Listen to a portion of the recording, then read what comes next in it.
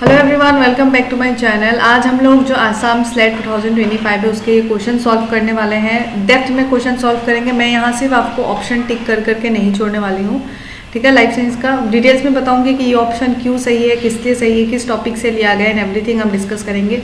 कुछ पार्ट्स में बन सकते हैं ये वीडियो, क्योंकि यहाँ पे बहुत सारे क्वेश्चन है, तो इट्स नॉट पॉसिबल कि मैं एक ही वीडियो में एक्सप्लेन करके, हाँ आंसर बता के छोड़ देने में इज ईजी, बट एक्सप्लेन करना भी एंड तो फिर वीडियो थोड़ा लेंदी हो जाएगा, ठीक है। और पार्ट ए के लिए जो फर्स्ट पेपर है उसके लिए तो आपने कहीं और से देख ही लिया होगा, क्योंकि बहुत सारे यूट्यूब के चैनल से जो ये सॉल्व करके बता देगी आपको, ठीक है। लेकिन मैं यहाँ लाइफ साइंस का ही सिर्फ डिस्कस करने वाली हूँ, जो पेपर सेकंड है, ठीक है। चलिए क्वेश्चन सॉल्व करते हैं। तो क्वेश्चन सॉल्व करते वक्त हमें पहला दिखता है क्वेश्चन, इसमें कहा गया है health organization list thiamine, niacin and biotin, ये तीनों जो विटामिन है वो कौन से विटामिन के कैटेगरी में आते हैं, ठीक है। ये हमारा क्वेश्चन है।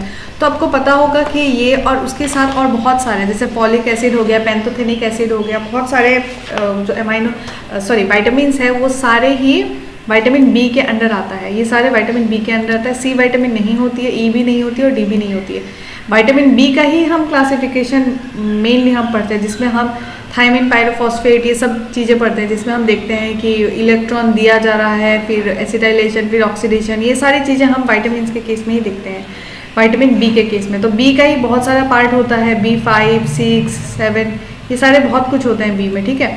तो इसीलिए ये सारे जो है ये सारे विटामिन बी पे आ जाएगा। अब बढ़ते हैं सेकेंड क्वेश्चन की तरफ। सेकेंड क्वेश्चन में क्या कहा गया है? सेकेंड क्वेश्चन में कहा गया है phenyl ketonuria is caused by absence और डेफिशिएंसी ऑफ। चलिए ठीक है, मैं आपको बता देती हूँ कि ये फिनाइल कीटोन्यूरिया इसे कहते क्या है। ये एक जेनेटिक मेटाबॉलिक डिसऑर्डर है, ठीक है। ये मेटाबॉलिक डिसऑर्डर इसीलिए कहते हैं क्योंकि इसमें मेटाबॉलिज्म का पार्ट है। मेटाबॉलिज्म मतलब कि हम जब कैटाबॉलिज्म और एनाबॉलिज्म दोनों के बारे में पढ़ते हैं तब मेटाबॉलिज्म कहते हैं। अब मेटाबॉलिज्म में भी हम यहाँ फिनाइल कीटोन्यूरिया अगर हम प्राइमरीली कहें तो फिनाइल कीटोन्यूरिया यहाँ पे अमाइनो एसिड के कैटाबॉलिज्म की वजह से होती है, ठीक है। और कौन से अमाइनो एसिड है जिसमें नाम को आपको पता चल रहा है, जिसमें फिनाइल ग्रुप है। तो फिनाइल ग्रुप हमारा किसमें मिलता है? फिनाइल एलेनिन एंड टायरोसिन, ये दोनों में हमें क्या मिलती है? फिनाइल ग्रुप मिलती है। तो टायरोसिन में एक OH ग्रुप एक्स्ट्रा हो जाता है, ठीक है। This is the case. तो in case of phenylketonuria क्या होती है कि जो फिनाइल एलेनिन होती है ना, वो टायरोसिन में कन्वर्ट नहीं हो पाता है। और इसका देखिए, कुछ भी चीज़ अगर प्रोडक्ट में कन्वर्ट हो रहा है तो इसमें कोई एंजाइम की ज़रूरत पड़ती है, इस पोजीशन पे कोई एंजाइम की ज़रूरत पड़ती है, ठीक है। अगर हम इस पोजीशन के एंजाइम की बात करें तो वो हो गया हमारा phenylalanine hydroxylase. This enzyme is responsible for the conversion of phenylalanine to thiamine और टायरोसिन, ठीक है। टायरोसिन में कन्वर्ट करने के लिए ये enzyme phenylalanine hydroxylase is responsible. अगर हम ये देखें, अगर फिनाइल एलेनिन अगर टायरोसिन में कन्वर्ट नहीं हो पा रहा है, डेट मीन्स हमें सेल में क्या मिलेगी? फिनाइल एलेनिन का जो अमाउंट है वो बहुत ज़्यादा मिलेगा। अब फिनाइल एलेनिन क्या होती है? फिनाइल एलेनिन और टायरोसिन ये एक अमाइनो एसिड है, आपको पता होगा। टायरोसिन फिनाइल एलेनिन का भाई है, बस टायरोसिन पे एक OH ग्रुप एक्स्ट्रा होता है, ठीक है। तो अगर ऐसा हुआ, अगर फिनाइल कीटोन्यूरिया अगर हो रहा है, अगर फिनाइल एलेनिन नहीं बन रहा है तो फिनाइल एलेनिन बहुत ज़्यादा हमें सेल में मिलेगा। अगर फिनाइल एलेनिन बहुत ज़्यादा सेल में मिलेगा तो यहाँ जो क्वेश्चन पूछा गया है, it cause by the absence और डेफिशिएंसी ऑफ, क्या फिनाइल एलेनिन के डेफिशिएंसी के वजह से हमें फिनाइल कीटोन्यूरिया का फॉर्मेशन मिलेगा? नहीं, क्योंकि फिनाइल कीटोन्यूरिया में हमें देखने को मिलता है फिनाइल एलेनिन बढ़ जाता है, वो कम नहीं होता है। अगर फिनाइल एलेनिन बढ़ रहा है दैट मीन्स फिनाइल कीटोन्यूरिया का कंडीशन हमें देखने को मिलेगा। अगर फिनाइल एलेनिन कम है तो हमें फिनाइल कीटोन्यूरिया का कंडीशन देखने को नहीं मिलेगा, ठीक है। अब बाकी ये तो ठीक है, ये समझ लिया। बाकी ऑप्शंस भी थोड़ा सा एक्सप्लोर करते हैं, बाकी ऑप्शंस में क्या कहा गया है, ठीक है। देखिए बाकी ऑप्शन में आपको ये दिखेगा, ऑप्शन नंबर सी पे कार्बोक्सी पेप्टिडाइज A। तो ये आपको कब मिलती है? जब आप अमाइनो एसिड्स पढ़ रहे होते हैं। अमाइनो एसिड्स में भी आप जब प्रोटीन्स को जब डाइजेस्ट करने का होता है ना, प्रोटियोलाइटिक क्लीवेज जब हम पढ़ते हैं तब हम ये चीज़ कार्बोक्सी पेप्टिडेज के बारे में पढ़ते हैं। जो हमने देखा होता है कि उसमें एक पर्टिकुलर जो पेप्टाइड होती है, ये सपोज एक पेप्टाइड है, यहाँ नाम से आपको पता चल रहा है पेप्टिडेज, ठीक है। यहाँ पेप्टाइड है, पेप्टाइड बोन को कट करने में, क्लीव करने पे कार्बोक्सी पेप्टिडेज का रोल आता है, ठीक है। एंड उसके बाद ये A ऑप्शन क्यों सही नहीं होगा? A ऑप्शन सही इसीलिए नहीं होगा क्योंकि इसमें 4-एजाइडो L बोला गया है। ये एक फिनाइल एलेनिन, जो नेचुरली जो भी फिनाइल एलेनिन हमें मिलती है उसका नाम होता है फिनाइल एलेनिन, ठीक है। जो अगर आगे कुछ भी ग्रुप एक्स्ट्रा ज्वाइन किया हुआ है तो that is not naturally available, ठीक है। इसको हम आर्टिफिशियली सिंथेसाइज करते हैं। इसमें रिसर्चर साइंटिस्ट बहुत अलग अलग पर्पज़ के लिए यूज़ करता है, स्ट्रक्चरल एनालिसिस के लिए यूज़ करता है ये, ठीक है। तो फिनाइल एलेनिन जो है ये ये मॉडिफाइड वाला है, और फिनाइलकीटोनुरिया एक बॉडी जो कि डिसऑर्डर है, एबनॉर्मेलिटी है जो होती है, जेनेटिक डिसऑर्डर है। अब इट्स नॉट नेसेसरी कि ये जो हाँ ये फिनाइल एजाइडो ये जो है ना, एक सेकंड में ये इरेज कर लेती हूँ। इट्स नॉट नेसेसरी कि इसी के वजह से ये डिजीज़ हो, क्योंकि ये आर्टिफिशियल है, और आर्टिफिशियली तो ये बीमारी होती नहीं है, हमें क्या होती है नेचुरली ये कंडीशन होती है फिनाइलकीटोनुरिया। ठीक है, ये हो गया सेकंड क्वेश्चन। सेकंड क्वेश्चन का आंसर हो गया डी। बी ऑप्शन क्यों नहीं है आपको, आई होप आपको पता चल गया होगा, बी ऑप्शन हमारा नहीं है। ठीक है, आगे बढ़ते हैं। आगे वाला क्या कहा गया है क्वेश्चन में? आगे क्वेश्चन में कहा गया है स्ट्रक्चरल प्रोटीन्स ऑफ ऑक्लूडिंग जंक्शन। अब देखिए, जब ये कब मिलती है, जब आप सेल सिग्नलिंग पढ़ रहे होते हैं, उसमें आपको पता होता है कि बहुत सारी चीज़ें मिलती है। इसमें आपको टाइट जंक्शन मिलती है, ठीक है, फिर उस पर आपको मिलती है गैप जंक्शन मिलती है, फिर एंकरिंग जंक्शन मिलती है, फिर बहुत सारे मिलते हैं, जिसमें हम देख रहे होते हैं ये पर्टिकुलरली ये जंक्शंस क्यों होते हैं। ये एक सेल को एक सेल के साथ जुड़ने में, या फिर एक सेल को यहाँ एक्स्ट्रा सेलुलर मैट्रिक्स के साथ, ये जो एक्स्ट्रा सेलुलर मैट्रिक्स है उसके साथ जोड़ने में, या फिर ये सेल को, ये सेल 1 और सेल 2 को यहाँ बेसल लेमिना के साथ जोड़ने में, ये सब में हेल्प करता है ये जो जंक्शंस होते हैं। उसी जंक्शंस में से एक जंक्शन आता है ऑक्लूडिंग जंक्शन, और इस जो ऑक्लूडिंग जंक्शन को हम क्या कहते हैं, इसको हम टाइट जंक्शन भी कहते हैं। ठीक है, क्या कहते हैं हम इसको, टाइट जंक्शन भी कह सकते हैं। मैं इसको इरेज कर लेती हूँ। अब मुझे कोई एडिटिंग का या फिर ऐसे स्क्रीन रिकॉर्डिंग का अगर कोई अच्छा सा ऐप है जो लैपटॉप पे चलता हो, आप मुझे सजेस्ट कर सकते हैं कमेंट सेक्शन में, बिकॉज ये वाला थोड़ा सा मुझे दिक्कत दे रहा है, ये जो मैं बैंडिकैम यूज़ कर रही हूँ फिलहाल। तो अगर आपके पास कोई अच्छा सजेशन है, आप मुझे कमेंट सेक्शन में काइंडली बता दीजिए, क्योंकि मैं लंबा वीडियोस बनाना चाहती हूँ। बैंडिकैम सिर्फ 10 मिनट्स का ही अलाउ कर रही है विदाउट सब्सक्रिप्शन। ठीक है, ओके। सो ऑक्लूडिंग जंक्शन के बारे में मैंने बताया आपको, इसका क्या रोल है। इसको हम टाइट जंक्शन भी कहते हैं। अब टाइट जंक्शन कह रहे हैं तो टाइट जंक्शन मतलब क्या होता है, किसी से तो किसी से रिलेट करता होगा, तो ये सेल 1 को सेल 2 से ये जंक्शन फॉर्म करता है, सेल 2, और ये जो होती है ये हमारा हो गया टाइट जंक्शन, ये हो गया हमारा टाइट जंक्शन। इसी टाइट जंक्शन को हम ऑक्लूडिंग जंक्शन भी कहते हैं। तो ठीक है, हम अभी देखते हैं कि आगे क्या क्या हो रहा है। इसमें डेस्मोप्लेकिंग, डेस्मोग्लिन, लेमिनिन और क्लाउडिंग, ये 4 ऑप्शंस दी गई है। तो अगर आपका नोट्स वगैरह ठीक है, कॉन्सेप्ट क्लियर, तो आपको पता होगा ऑक्लूडिंग जंक्शन जो रिस्पॉन्सिबल है वो क्लॉडिंग के लिए है। तो ऑप्शन हमारा ए तो हो गया, ठीक है। लेकिन अब आगे बढ़ते हैं कि आप देखते हैं कि बाकी वाले क्यों नहीं है। बाकी ऑक्लूडिंग जंक्शन के लिए ये क्लोडिन ठीक है रिस्पॉन्सिबल है, ये बता दिया मैंने आपको। अब डेस्मोप्लेकिन और ग्लेस्मोग्लिन क्यों नहीं है? देखिए, डेस्मोप्लेकिन और डेस्मोग्लिन ये दोनों हम तब मिलते हैं जब हम वो जंक्शन क्या करती है, सेल को बाहर एक्टिन फिलामेंट के साथ वो जोड़ती है। ठीक है, एक्टिन फिलामेंट के साथ जब वो जोड़ते हैं, अगर साइटोस्केलेटन में अगर हम एक्टिन फिलामेंट की बात करेंगे तब हम इसको कंसिडर करेंगे डेस्मोग्लिन और डेस्मोप्लेकिन। लेकिन जब हम इसकी बात करते हैं, जब हम ऑक्लूडिंग जंक्शन की बात करते हैं, मैंने यहाँ पे एक्टिन बोल दिया ना, ठीक है, एक्टिन नहीं होगा एक्चुअली। इसमें क्या होती है, डेस्मोग्लिन और डेस्मोप्लेकिन ये इंटरमीडिएट फिलामेंट के साथ लिंक करती है। ठीक है, एक होता है एक्टिन फिलामेंट और एक होता है इंटरमीडिएट फिलामेंट। ठीक है, एक्टिन जो होती है और इंटरमीडिएट फिलामेंट होती है। सो डेस्मोग्लिन और डेस्मोप्लेकिन एक्टिन फिलामेंट के साथ नहीं होती है, ये इंटरमीडिएट फिलामेंट के साथ लिंक करने में हेल्प करती है। और जब हम ऑक्लूडिंग जंक्शन पढ़ते हैं ना, हम इसमें इंटरमीडिएट फिलामेंट्स को हम कंसिडर नहीं करते हैं। जब हम ऑक्लूडिंग जंक्शन पढ़ते हैं तब हम देखते हैं कि उसमें एक्टिन का रोल आ जाता है, क्योंकि इसमें सेल टू सेल हमें कनेक्ट करना होता है। सेल टू सेल हम कनेक्ट करते हैं, तो इसमें अगर देखेंगे, इसमें अगर जो साइटोस्केलेटन यूज़ हो रही है वो अगर एक्टिन यूज़ हो रही है, तो हम उसके लिए क्या करते हैं, उसके लिए हम क्लॉडिन यूज़ करते हैं, मतलब ऑक्लूडिंग जंक्शन टाइट जंक्शन यूज़ करते हैं। उसके लिए हम इंटरमीडिएट फिलामेंट को यूज़ नहीं करते। इसमें डेस्मोप्लेकिन और डेस्मोग्लिन तो नहीं होगा इसमें से। अब जब क्लॉडिन का पढ़ते हैं, क्लॉडिन में आपको और एक टर्म मिल जाएगा ऑक्लूडिन। क्लॉडिन और ऑक्लूडिन 2 चीज़ें होती है। ठीक है, ये दोनों ही मिलके हमें क्या मिलती है, ये दोनों मिलके हमारे ऑक्लूडिंग जंक्शन बनाते हैं। ठीक है, और उसमें ऑक्लूडिंग जंक्शन को हम एपिकल जंक्शन भी कहते हैं, ये आपको बता दें कि टाइट जंक्शन भी कह सकते हैं। तो इसीलिए ये क्या हो गया, क्लॉडिंग और ये ऑक्लूडिंग का आपको रिलेशन समझ आ गया। डेस्मोप्लेकिन नहीं होगा, डेस्मोग्लिन भी नहीं होगा। और क्लॉडिन के केस में जब हम ऑक्लूडिंग जंक्शन पढ़ते हैं ना, इसको हम रिलेट करते हैं एक्टिन के साथ, इसको हम रिलेट करते हैं एक्टिन के साथ। जो occluding junction is related to actin. ठीक है, साइटोस्केलेटन में एक्टिन पड़ता है। एंड जब हम ये लास्ट ऑप्शन देख रहे हैं, लास्ट ऑप्शन में हमें क्या बताया गया है, लेमिनिन के बारे में बताया गया है। अगर आपको पता होगा, लेमिनिन एक एक्स्ट्रा सेलुलर मैट्रिक्स में प्रेजेंट होता है। ठीक है। लेमिनिन एक्स्ट्रा सेलुलर मैट्रिक्स में प्रेजेंट होता है, तो इसके वजह से क्या होती है, ये लेमिनिन हम इसको स्ट्रक्चरल प्रोटीन्स हम इसको कंसीडर नहीं कर सकते हैं। ठीक है, ये एक्स्ट्रा सेलुलर मैट्रिक्स में होता है। अब स्ट्रक्चरल प्रोटीन ऑक्लूडिंग जंक्शन में क्या होती है, जंक्शन मतलब क्या होती है, एक सेल को दूसरे सेल के साथ ऐसे करके लिंक करने के लिए। और लेमिनिन कहाँ प्रेजेंट होती है, ये होती है लेमिनिन, ये होती है एक्स्ट्रा सेलुलर मैट्रिक्स में, ये हमारा लेमिनिन प्रेजेंट होता है। ठीक है, जो हमें वर्टिब्रेट या फिर इनवर्टिब्रेट सब में मिलती है।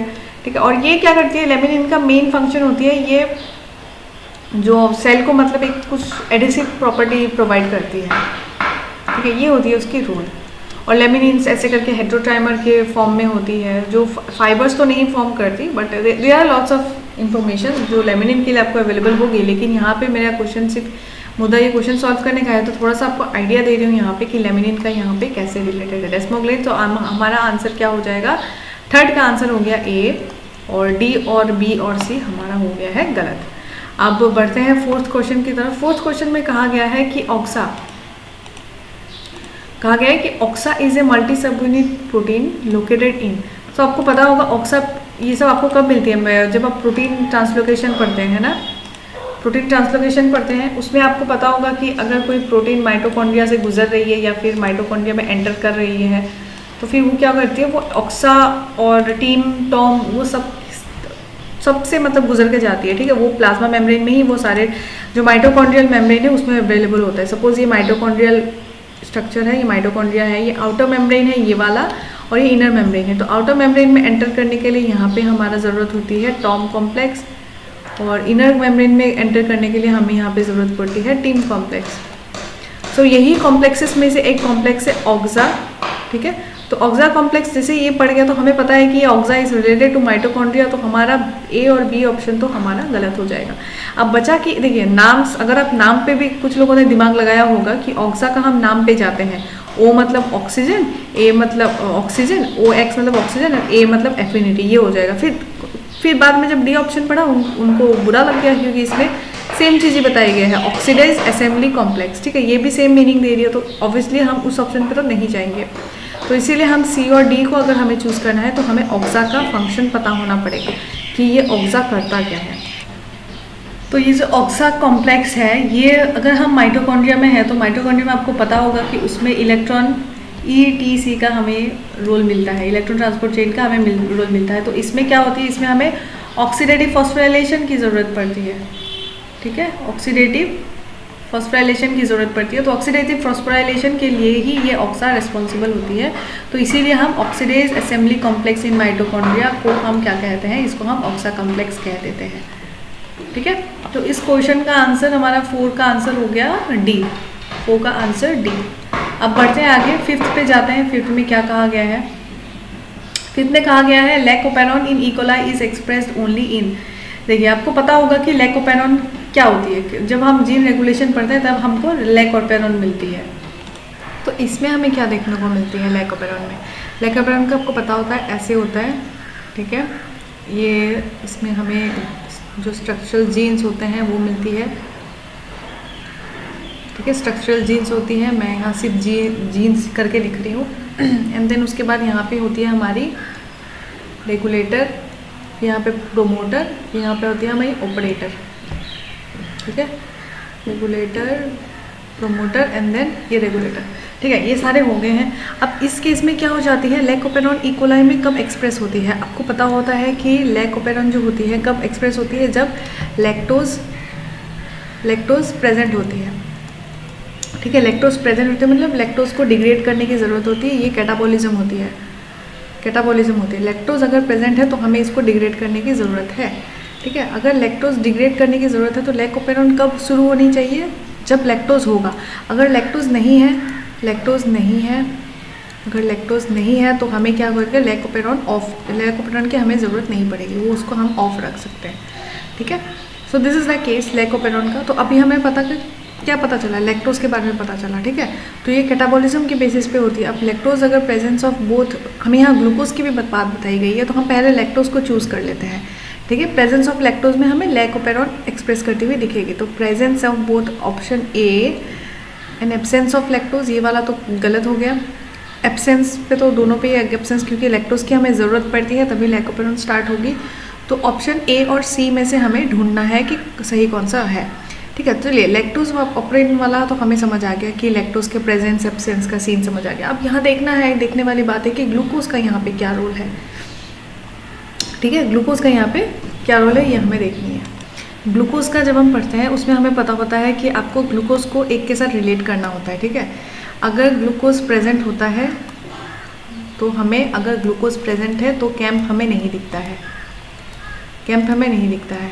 ठीक है, अगर कैंप नहीं दिखता है तो कैंप का भी रोल नहीं आएगा। ये अगर आपको ऑपरेंट सिस्टम समझना है मुझे बता दीजिए, मैं कमेंट सेक्शन में मैं एक वीडियो ले आऊँगी जिसमें मैं पूरा डिटेल्स में लैक ऑपरेंट आपको समझाने वाली हूँ।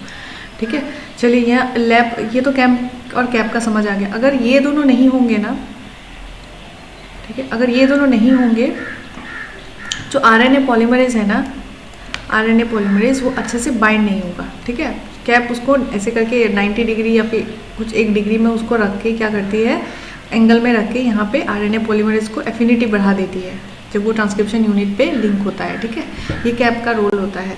तो अब कैप अगर नहीं है, कैंप अगर नहीं है, अगर ग्लूकोज प्रेजेंट है तो अब ग्लूकोज प्रेजेंट है तो ये दोनों नहीं है। ये दोनों नहीं होने की वजह से क्या होगा, आरएनए पॉलीमरेज अच्छे से बाइंड नहीं होगा। आरएनए पॉलीमरेज अच्छे से बाइंड नहीं होगा तो ये ट्रांसक्रिप्शन यूनिट हमारा क्या ऑन रहेगी, ये ऑफ रहेगी। डेट मीन्स हमें लैक जो ओपेरॉन है वो हमें ऑफ दिखने को मिलेगी। ठीक है, डेट मीन्स अगर ग्लूकोज प्रेजेंट हुई, ठीक है, अगर ग्लूकोज हमें प्रेजेंट होती हुई दिखी तो हमारे क्या होगा, जो लैक ओपेरॉन है वो हमारा ऑफ होता हुआ दिखेगा। लेकिन हमें यहाँ क्वेश्चन पे क्या पूछा गया है, लैक ओपेरॉन इज एक्सप्रेस्ड का पूछा गया है। अब एक्सप्रेस कभी होगा जब ग्लूकोज एब्सेंट होगा। इसका टोटली रिवर्स कंडीशन होगा। रिवर्स कंडीशन में क्या होगा, ग्लूकोज नहीं है, कैंप और कैप प्रेजेंट है, कैंप और कैप प्रेजेंट है। ये दोनों प्रेजेंट होने की वजह से क्या हो जाएगा, आरएनए पॉलीमरेज अच्छे से बाइंड कर पाएगा। अब आरएनए पॉलीमरेज अच्छे से बाइंड कर रहा है तो ओपेरॉन क्या हो जाएगा, ऑन हो जाएगा, एक्सप्रेस्ड हो जाएगा। डेट मीन्स वो जो स्ट्रक्चरल जीन्स था जो मैंने जी करके लिखा था ना, वो सारे क्या हो जाएंगे, ऑन हो जाएंगे, वो एक्सप्रेस होने लगेंगे। ठीक है, तो ये जो 5 वाले क्वेश्चन का है इसका आंसर है, क्या हमने देखा लैक्टोज के प्रेजेंस में होगा। हमें ए और सी पे चूज़ करना था तो प्रेजेंस ऑफ लैक्टोज ऑफकोर्स ऐसा है। And then presence of glucose हमें ज़रूरत नहीं पड़ती क्योंकि हमने देखा अगर ग्लूकोज प्रेजेंट हुई तो ओपेरॉन हमें ऑफ होती हुई दिखेगी। अगर ग्लूकोज नहीं है तो ओपेरॉन हमें ऑन होती हुई दिखेगी। तो हमें ऑन वाली कंडीशन चाहिए। तो इसके लिए हमें क्या होगा, absence of glucose, yes absence of glucose and presence of lactose. ठीक है, तो यहाँ आपको आंसर समझ आ गया क्या होगा कि अगर ग्लूकोज एब्सेंट हुआ तो ही हमें कैंप वाला ये कंडीशन मिलेगा और ओपेरॉन हमें क्या मिलेगा, ऑफ कंडीशन मिलेगा। लेकिन अगर ग्लूकोज निगेटिव हुआ, ग्लूकोज अगर एब्सेंट हुआ तो हमें ये ऑन वाली कंडीशन मिलेगी। तो इसीलिए हम क्या करेंगे, हमें ऑन चाहिए तो इसीलिए absence of glucose and presence of lactose. ठीक है, ये आपको समझ आ गया। बाकी वाले ऑप्शन तो वैसे ही गलत हो जाते हैं। अब ये तो रहा 5th क्वेश्चन। अब हम आगे बढ़ते हैं। आगे कौन सा क्वेश्चन है, आगे क्वेश्चन नंबर 6 है। मैं एक काम करती हूँ, दूसरे पार्ट में 6 क्वेश्चन ले आती हूँ क्योंकि उसके आगे भी मुझे बहुत सारे क्वेश्चन सॉल्व करने हैं। तो आज के लिए इतना ही, यही मैं सारे क्वेश्चन आज सॉल्व कर रही हूँ, इससे ज़्यादा नहीं करूँगी। ठीक है, आई होप आपको ये सारे वीडियो समझ आइए, क्वेश्चन समझ आइए। कुछ डाउट हुई तो आप मुझे कमेंट सेक्शन में पूछ सकते हैं। That's all for today. Thank you so much for watching guys, have a nice day.